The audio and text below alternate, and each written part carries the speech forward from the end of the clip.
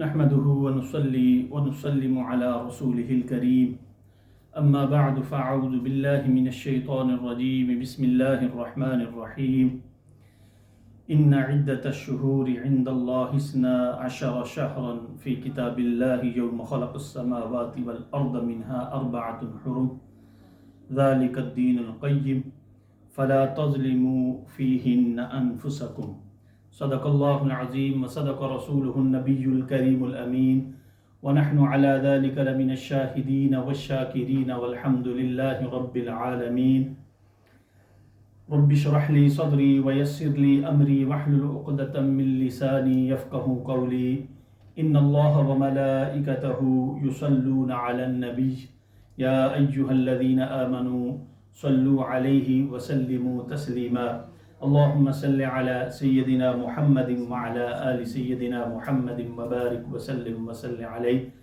الصلاة والسلام عليك يا سيدي يا رسول الله وعلى آلك وأصحابك وسلم عليك يا شفيع المذنبين الصلاة والسلام عليك يا سيدي يا رسول الله وعلى آلك وأصحابك وسلم عليك يا جد الحسن والحسين.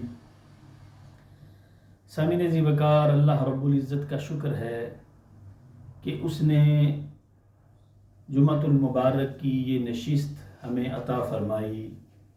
یہ 1448 ہجری کا پہلا جمعۃ المبارک ہے. قدرت کا نظام ہے کہ بندہ جس چیز کے لیے کوشش کرتا ہے اللہ رب العزت اسے وہ فراہم فرما دیتا ہے.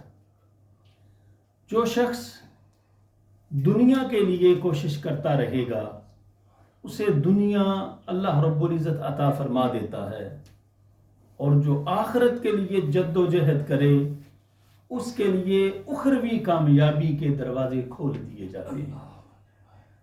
آقا علیہ الصلوۃ والسلام کی حدیث یاد آتی ہے، من کانت الآخرۃ ہمہ جعل اللہ غناہ فی قلبہ.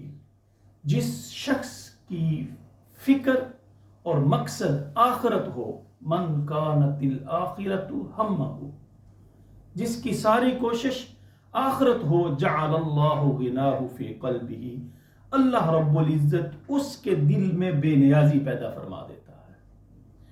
وجعل لہ شملہ، اور اللہ رب العزت اس کے معاملات کو سنوار دیتا ہے. اور پھر فرمایا وَآتَتْهُ الدُّنْيَا وَهِيَ رَاغِمَةٌ، اور اللہ رب العزت دنیا اس کے پاس بھیجتا ہے ذلیل کر کے. دنیا ذلیل ہو کر اس کے پاس آتی ہے. اور جعل اللہ فقرہ بین عینیہ، اور جس شخص کی سب سے بڑی فکر دنیا ہو، پہلے فرمایا کہ جو ساری کی ساری کوشش آخرت کے لیے کرتا ہے اللہ رب العزت اس کے معاملات کو بھی سنوار دیتا ہے، دنیا کو اس کے قدموں میں ڈھیر کر دیتا ہے. سبحان اللہ.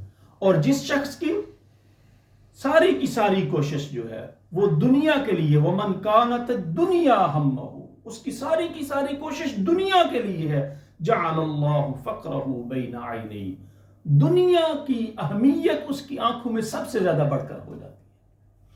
وہ ہر چیز دنیا کے لیے کرتا ہے، اللہ کی رضا کو وہ بھول جاتا ہے.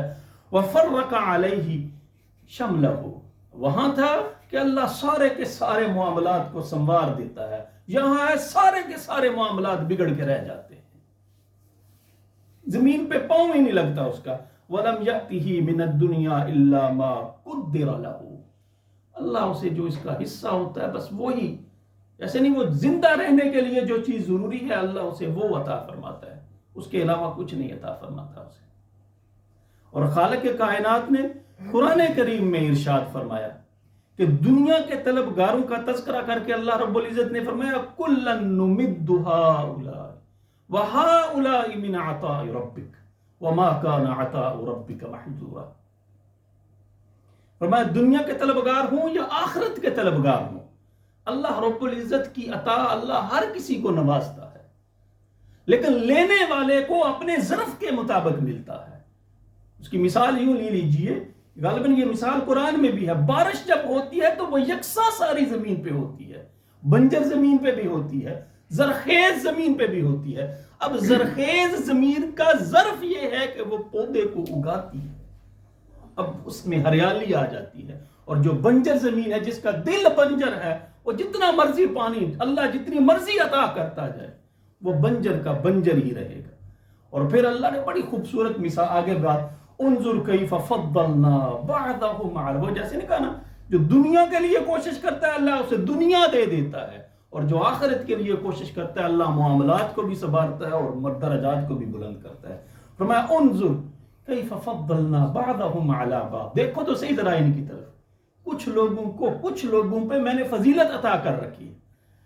انظر کیف فضلنا بعضهم على بعض، اور اب اللہ فرما رہا وَلَلْآخِرَةُ أَكْبَرُ، جو حقیقی بلندی ہے نا وہ آخرت کی کامیابی ہے۔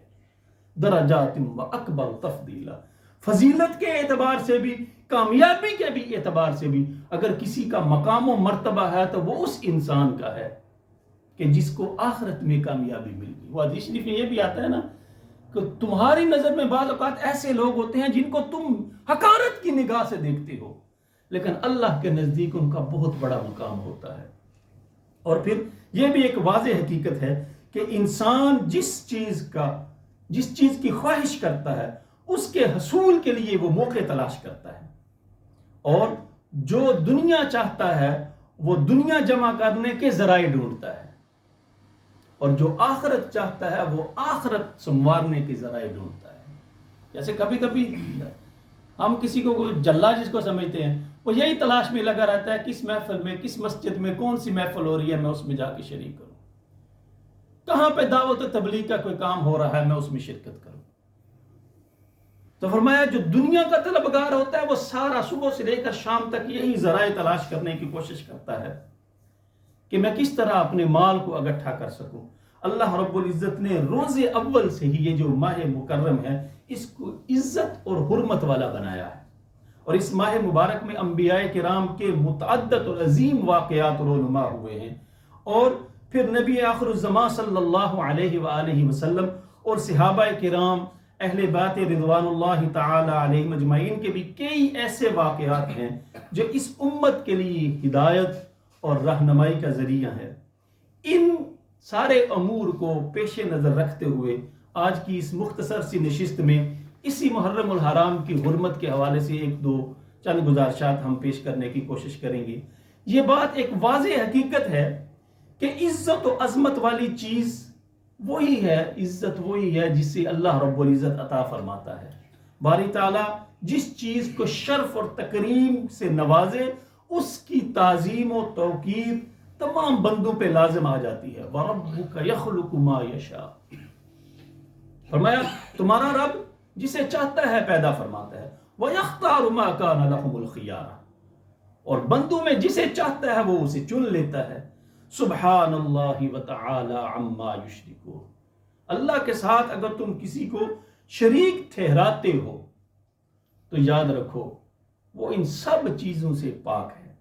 اور پھر یہ جو ماہ مکرم ہے، اس ماہ محرم ان مبارک اوقات میں اس کا شمار ہوتا ہے کہ جنہیں اللہ رب العزت نے خصوصی عزت و توقیر سے نوازا ہے، جس کے لیے قرآن کریم میں اللہ رب العزت نے ارشاد فرمایا، جو آیہ کریمہ میں نے سب سے پہلے تلاوت کی، ان عدت الشہور عند اللہ 12 شہرا فی کتاب اللہ، بے شک مہینوں کی گنتی اللہ کے نزدیک اللہ کی کتاب میں ان عدت الشہور عند اللہ 12 شہرا 12 ہیں، یوم خلق السماوات والارض، اور یہ اس دن سے گنتی ہے جس دن سے اللہ رب العزت نے آسمانوں اور زمین کو پیدا فرمایا۔ منہا 4 حرم، ان میں 4 مہینے ایسے ہیں جو حرمت والے ہیں۔ ذالک الدین القیم، اور یہ جو دین اللہ رب العزت نے عطا کیا ہے یہ دین ہے، یہ سیدھا، یہ سب سے بہترین۔ ذالک الدین القیم، اللہ کے نزدیک اگر پسندیدہ کوئی دین ہے تو وہ دین اسلام ہے۔ ذالک الدین القیم فلا تظلموا فیہن انفسکم، اور تم پہ لازم ہے کہ اپنے آپ کو بچاؤ، اپنی جانوں پہ ظلم نہ کرو۔ اور دین اور قرآن کا دستور یہ ہے کہ ظلم کرنا، اللہ رب العزت نے فرمایا کہ اپنی جانوں پہ ظلم کرنے سے مراد یہ ہے کہ گناہ کی طرف راغب نہ ہو، ایسے کام نہ کرو جو تمہیں جہنم کی دلدل میں لے جائیں، جو اللہ کی یاد سے تمہیں غافل کریں۔ اس کام کی طرف نہ جاؤ، ہر اس کام کی طرف اپنے آپ کو لے کے جاؤ جو اللہ اس کے رسول کے قریب کرے۔ اور حضرت سیدنا ابو قتادہ رضی اللہ تعالی عنہ نے رسول اللہ صلی اللہ علیہ وآلہ وسلم کی یہ الفاظ بھی روایت کیے کہ یہ جو ایام گزر رہے ہیں ان کی فضیلت کے حوالے سے سید الانبیاء صلی اللہ علیہ وآلہ وسلم نے ارشاد فرمایا وَصِيَامُ يَوْمِ عَاشُورَا أَحْتَسِبُ عَلَى اللَّهِ أَن يُكَفِّرَ السَّنَةَ الَّتِي قَبْلَهُ۔ یہ یوم عاشورہ ہے، اس میں اگر کوئی روزہ رکھتا ہے تو کہتا ہے میں امید کرتا ہوں کہ اللہ رب العزت اس کے گزشتہ سال کے گناہوں کو معاف فرما دے۔ وَذَكِّرْهُمْ بِأَيَّامِ اللَّهِ إِنَّ فِي ذَلِكَ لَآيَاتٍ لِكُلِّ صَبَّارٍ شُكُورٍ، کہ اللہ رب العزت کہ ہاں اگر کامیابی چاہتے ہو تو پھر سب سے زیادہ تمہارے لیے ضروری ہے کہ جو اللہ رب العزت نے احکامات نازل فرمائے ہیں، جو نعمتیں دی ہیں، جو عظمت ہے، اس کو قبول کرو اور اس کی راستے کی طرف آ جاؤ۔ اور پھر اس ماہ مکرم کے حوالے سے کئی چیزیں، کئی یادیں ہیں جو منسوب ہیں۔ اسی دن انبیاء علیہ السلام کے ساتھ منسوب عظیم الشان واقعات رونما ہوئے، جیسے حدیث شریف میں آتا ہے موسیٰ علیہ السلام فَإِنَّهُ نُصِرَ فِيهِ، اللہ رب العزت نے اس دن آپ کو فتح عطا فرمائی۔ نوح علیہ السلام کے بارے میں فرمایا استوت سفینتہ علی الجودی، کہ اسی دن یوم عاشورہ کے دن حضرت نوح علیہ السلام کی جو کشتی تھی وہ جودی پہاڑ پہ آ کے کنارے پہ لگی تھی۔ فیہ تاب اللہ علی آدم، حضرت آدم علیہ السلام کو اللہ رب العزت نے آپ کی توبہ قبول فرمائی تھی۔ عیسیٰ علیہ السلام فَإِنَّهُ وُلِدَ فِيهِ وَفِيهِ رُفِعَ، اور اسی دن حضرت عیسیٰ علیہ السلام کی ولادت ہوئی، ابراہیم علیہ السلام کی بھی ولادت ہوئی۔ یہ یوم عاشورہ بڑی اہمیت کا حامل ہے، اور اسی دن آقا علیہ السلام نے جو حدیث میں نے بیان فرمائی کہ میں امید کرتا ہوں وَالصِّيَامُ يَوْمَ عَاشُورَا أَحْتَسِبُ عَلَى اللَّهِ أَن يُكَفِّرَ السَّنَةَ الَّتِي قَبْلَهُ، کہ جو اس دن روزہ رکھتا ہے میں امید کرتا ہوں کہ وہ اس کے ایک سال کے گناہ کو معاف کر دیا جائے گا۔ اور یہ ہمارے لیے ایک نئے سال کا آغاز بھی ہے، اور ہم نے یہ محاسبہ کرنا ہے کہ جو 1447 ہجری میں اللہ رب العزت نے ہمیں نعمتیں عطا فرمائی تھیں، ان نعمتوں کو ہم نے کیسے صرف کیا۔ ثُمَّ لَتُسْأَلُنَّ يَوْمَئِذٍ عَنِ النَّعِيمِ، کہ اللہ نے جو آپ کو دیا ہے اس کے بارے میں اللہ رب العزت اس دن سوال کرے گا۔ وہ حدیث یاد آ رہی ہے بڑی، وہ بندہ حدیث سنے تو دل کرتا ہے چیخے مار کے روئے۔ سید الانبیاء، تمام انبیاء کے سردار، اور جن کے جوڑوں کا صدقہ ہر کسی کو ہر کچھ سب کچھ عطا ہوا۔ اور آپ فرماتے ہیں، حضرت ابو ہریرہ رضی اللہ تعالی عنہ فرماتے ہیں خرج رسول اللہ صلی اللہ علیہ وسلم ذات یوم او لیلہ، نبی اکرم صلی اللہ علیہ، ایک دن یا ایک رات کی بات ہے، وہ آپ باہر تشریف لائے، اور پھر فرمایا دیکھا فاذا ہوا ابی بکر و عمر، دیکھا باہر گلی میں ابو بکر بھی کھڑے ہیں، عمر بھی کھڑے ہیں، دونوں صاحبان بار تشریف فرما ہیں۔ تو آقا علیہ السلام نے فرمایا فقال ما اخرجکما من بیوتکما، کہ صحابیوں ذرا یہ تو بتاؤ یہ رات کے اس پہر یا یہ دن کا، صحابی کہتے ہیں مجھے اب یاد نہیں کہ وہ رات تھی یا دن تھا، اور حدیث کا جب ہم ٹیکسٹ دیکھتے ہیں تو پتہ چلتا ہے یہ دن کا واقعہ ہے۔ تو فرمایا اس وقت تم کیوں گھر سے باہر نکلے ہو؟ تو دونوں صاحبین کہنے لگے قال الجوع یا رسول اللہ، یا رسول اللہ بھوک لگی ہے تو کروں باہر نکلا۔ اور ایک اور حدیث، ایک اور طریقہ کہ حضرت ابوبکر صدیق بارگاہ رسالت میں حاضر ہوئے کچھ کھانے کے لیے، جب چہرہ بددہا پہ فاقے کے آثار دیکھے تو خاموش ہو گئے۔ اسی طرح حضرت عمر فاروق بھی حاضر ہوئے، جب دیکھا کہ نبی علیہ السلام بھی فاقے سے ہیں تو کچھ کہنے کے بجائے بیٹھ گئے۔ جیسے ہم کسی کے گھر جائیں تو کچھ پکا ہوا نہ ہو تو اٹھ کے چلے جاتے ہیں یا خاموشی سے بیٹھ جاتے ہیں۔ تو فرمایا آقا علیہ السلام فرمایا کیوں باہر آئے ہو؟ کہا یا رسول اللہ بھوک لگی ہوئی۔ تو رسول اللہ صلی اللہ علیہ وسلم سید الانبیاء، انہوں نے فرمایا قال انا والذی نفسی بیدہ لأخرجنی الذی اخرجکما، میں بھی اسی وجہ سے باہر آیا ہوں جس وجہ سے تم باہر آئے ہو، مجھے بھی بھوک لگی ہوئی ہے۔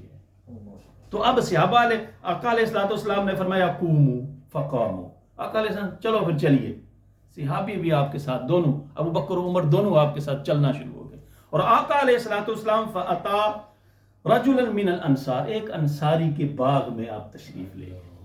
اب انصاری کی تو عید ہو گئی، اور اس نے بڑے خوبصورت الفاظ کہے، اذا جاء الانصاری فنظر الى رسول اللہ صلی اللہ علیہ وسلم وصاحبیہ، جب اس انصاری نے نبی اکرم صلی اللہ علیہ وسلم کو اور دونوں صحابہ کو دیکھا اور کہا ثم قال الحمدللہ ما احد اليوم اکرم اضیافا منی، اللہ کی قسم اس سے زیادہ عزت والے مہمان کسی اور کے گھر میں آج نہیں ہو سکتے۔ اور وہ انصاری باغے گئے، کچھ کھجوریں لے، حدیث کے الفاظ ہیں کچھ تر کھجوریں تھیں اور کچھ کھجوریں تھیں وہ خشک تھیں، وہ سامنے رکھی، پانی رکھا، یا رسول اللہ نوش فرمائیے۔ آقا علیہ السلام کھانے لگے۔ اب وہ انصاری باغا چھری اٹھائی اس نے کہ میں کسی جانور کو ذبح کروں۔ محمد مصطفیٰ صلی اللہ علیہ وآلہ وسلم نے فرمایا فذبح لهم، آقا علیہ السلام نے فرمایا کسی ایسے جانور کو ذبح نہ کرنا کہ جو دودھ دیتا ہو۔ مختصر اس نے جانور کو ذبح کیا، گوشت لے کے آقا علیہ السلام کے سامنے رکھا، اور محمد مصطفیٰ نے ایک روٹی اٹھائی اور اس میں چند بوٹیاں رکھی، اور بوٹیاں رکھ کے یہ فرماتے جاتے لأبی بکر وعمر والذی نفسی بیدہ لتسألن عن هذا النعیم یوم القیامت، ابو بکر عمر تم سے اس نعمت کے بارے میں قیامت کے دن پوچھا جائے گا۔ اور حدیث کے یہ الفاظ بھی ہیں، آپ ایک روٹی پہ بوٹیاں رکھتے اور کہتے ابو بکر جاؤ جا کے عائشہ کو دے آؤ، وہ بھی کئی پہروں سے بھوکی ہے۔ دوستو آج کون ہے کہ جس کے گھر میں کم از کم ایک ہفتے کا بازار سے اگر نہ خریدے تو راشن نہ ہو؟ اور محمد مصطفیٰ نے فرمایا کہ تم سے ان نعمتوں کے بارے میں سوال کیا جائے گا، کھا کے اللہ نے جو احکامات دیے تھے، جو حکم دیا تھا، وہ بجا لائے ہو یا ڈکار مار کے سو گئے تھے۔ تتجافى جنوبهم عن المضاجع يدعون ربهم خوفا وطمعا، اگر دل میں ایمان ہو تو انسان کو بستر پہ سکون نہیں آتا جب تک وہ اپنی اللہ کے احکامات کو پورا، نمازوں کو پورا نہ کر سکے۔ اور سید الانبیاء، اور یہ ماہ مکرم ہمیں یہ درس دیتا ہے کہ ہم نے اپنا محاسبہ کرنا ہے، جو اس کے احکامات ہیں کیا ہم ان احکامات کو بجا لائے ہیں یا چھوڑ دیا؟ اگر بجا لائے ہیں، اگر تمہارا نفس اور تمہارا ضمیر یہ کہتا ہے کہ تم اللہ کے احکامات کی پیروی کرتے ہو تو یقیناً کامیابی تمہارا مقدر ہے۔ اور اگر تم احکامات کیا ہیں؟ آج کے دور میں کیا 5 وقت کی نماز ہے، حرام اور حلال میں تمیز کرنی ہے، اگر صبح سے لے کر شام تک دولت کے پیچھے ہی ہیں یا اپنے دنیاوی کاموں میں مصروف ہیں، تو یقین کیجئے یہ خسارے کا سودا ہے۔ دعا ہے اللہ رب العزت ہمیں اسلام کی تعلیمات کو سمجھنے اور ان پر عمل کی توفیق عطا فرمائے۔ وآخر دعوانا ان الحمد للہ رب العالمین۔ سنتے ہیں نا فرمائے